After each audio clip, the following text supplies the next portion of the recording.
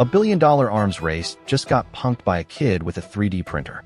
In a war where factories and think tanks try to out-iterate each other month to month, one of Ukraine's most effective new tools against Russian FPV drones didn't roll off a defense contractor's line. It came from an 18-year-old gamer in Kyiv who turned YouTube tutorials and PLA filament into a net-firing shotgun round. And frontline units say it's already plucking drones out of the sky. If that sounds absurd, remember, modern warfare rewards whatever works. And right now, the side that learns faster than it spins is the side that lives.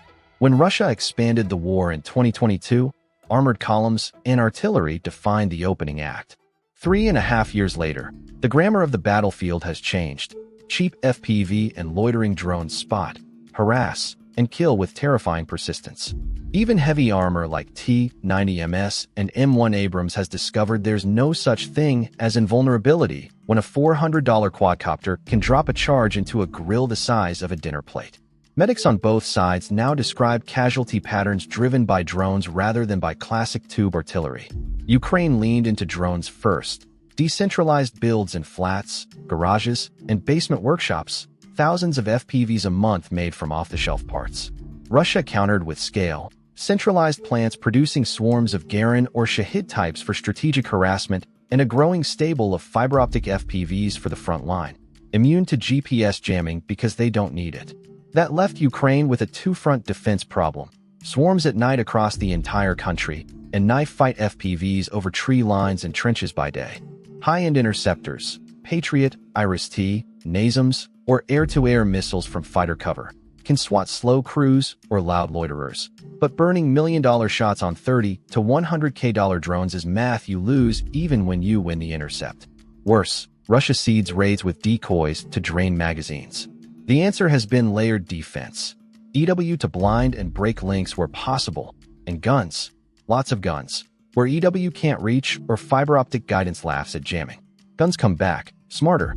From remote 30 by 113mm systems like Australia's Slinger to AI-assisted turrets and helicopter pairs using infrared sensors to walk tracers onto targets. Ukraine has rebuilt short-range air defense with steel and software. But trenches aren't guarded by fixed turrets alone. They're guarded by the soldier with whatever's on the rack: a PKM, an AK, or a shotgun. Enter Yuri, a teenager who refused to wait his turn. In 2023, while stuck between school and the front, he started prototyping anti-drone munitions. The first pitch, an anti-drone round for a grenade launcher, got interest but stalled on testing logistics. Then came the pivot that mattered: make it for shotguns. 2 weeks later, field testers reported a successful shoot-down of a Mavic-class Scout and multiple FPVs at close range. The design is elegantly brutal: a net projectile that blooms mid-flight, tangles rotors, and turns a quadcopter into a falling rock. The shotgun, ubiquitous, simple, already in the inventory, becomes a dedicated anti-drone tool within the last 50 to 60 meters, exactly where an FPV is about to dive. Why this works when it shouldn't? Aerial targets feel impossible to hit with buckshot at range. Drones are small, fast, and jittery. But the attack geometry of FPVs favors the defender in the last second.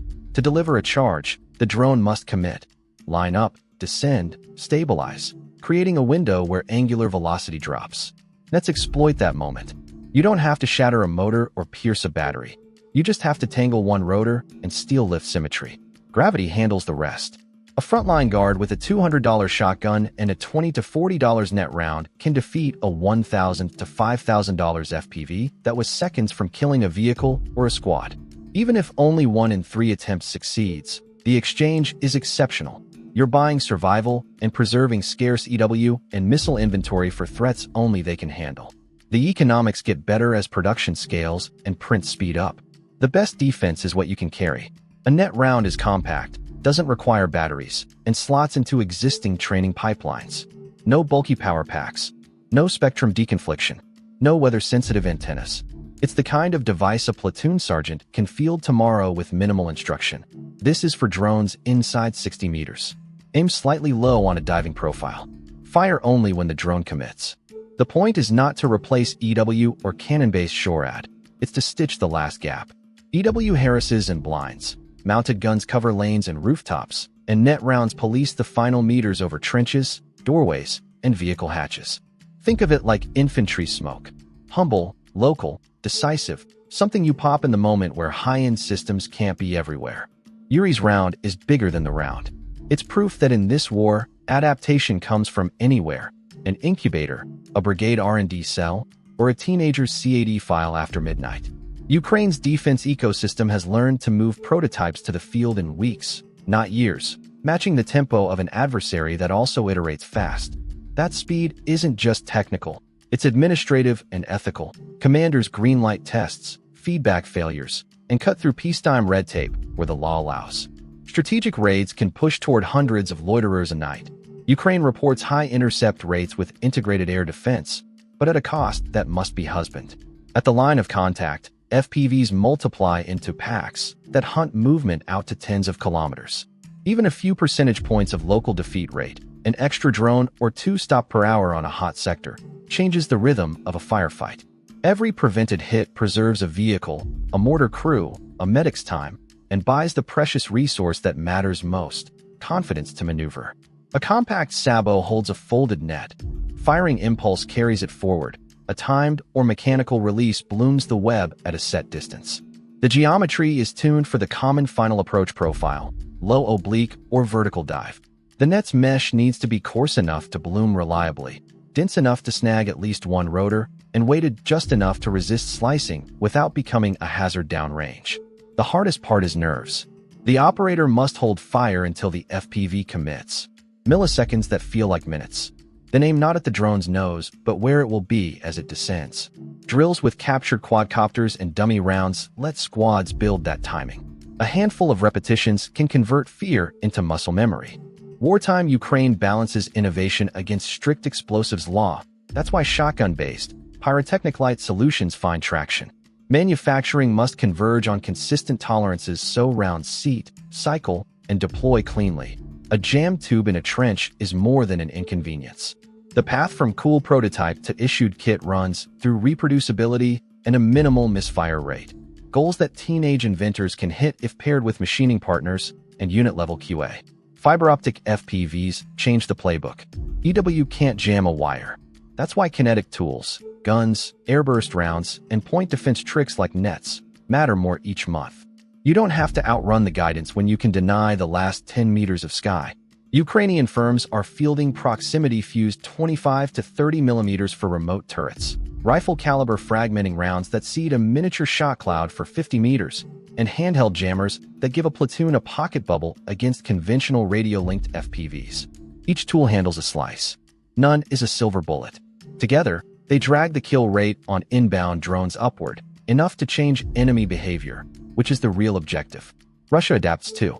Expect countermeasures, hardened props, rotor guards, alternate approach paths, decoy dives to bait shots, and multi-vector attacks that saturate the final defender. The race won't stop, but saturation cuts both ways. If defenders can carry cheap, simple answers into every doorway and dugout, attack math gets worse for the drone operator. FPV fear erodes initiative. Soldiers who feel hunted stop moving, stop resupplying, stop evacuating wounded. The first time a squad drops a drone with a net round, you can measure the change. Heads come up, the patrol steps off again. Morale isn't fluff. It's the hidden variable that turns hardware into outcomes. Yuri's path mirrors a wartime pipeline. Ideate, prototype, test with a unit that knows how to evaluate, adapt to the weapon the army actually carries, then scale through partnerships and grants. The bottleneck isn't ideas, it's standardization and distribution. Marry the two and you get a national advantage in months, not years. You hear it in frontline interviews. I don't need perfect. I need something that works here. That sentence is the heart of Ukrainian adaptation. It's why an AI-driven turret and a hand-fired net round can both belong in the same doctrine. One covers the avenue of approach. The other guards the doorway you have to walk through to live. If shotgun net rounds are to matter beyond anecdotes, production must leap from dozens to thousands per month, with consistent QC and clear training cards. That means aligning teenage ingenuity with adult manufacturing. Jigs, fixtures, batch tests, and a barcode that tells a quartermaster exactly what's in the crate. Units should bake anti-FPV timing into every live-fire lane. EW on, tracer walk up, net at the threshold, then immediate movement to deny a second drone follow-up. The more crews rehearse that flow, the less time drones have to set up perfect angles. Against swarms, the answer is still layered IEDs, radar, EO or IR, fighters, and ground-based interceptors where the stakes justify the expense. But on the front line, the kill chain belongs to small teams. A bag of net rounds forward of the tree line may save a mortar tube that fires 2 dozen more times that day. That's operational impact measured 1 micro-defeat at a time. The 20th century said victory belongs to whoever can mass the most. The 21st is saying victory belongs to whoever can learn the fastest. A teenager's CAD file that tangles a drone in the last second of a dive is not a gimmick. It's a proof of concept for a nation's survival strategy. Decentralize risk, centralize learning, and turn every good idea into standard kit. Somewhere on the line tonight, an FPV will come down a trench at rib height, the whine rising as it sees its target. A soldier will wait, just long enough, and send a shot that blooms into a square of sky. The drone will twitch, then tumble. That second will not make a headline, but it will be the reason a medic has time to breathe, a crew has time to reload, and a squad has time to move. Stay with us as we track the edge. If you want defense explained without the fluff, how cheap ideas, smart doctrine, and steady nerves beat expensive toys, this is your channel. Tap subscribe, ring the bell, and share this with someone who still thinks innovation only happens in boardrooms. We'll keep cutting through the noise so you can see how modern war actually works, one adaptation at a time.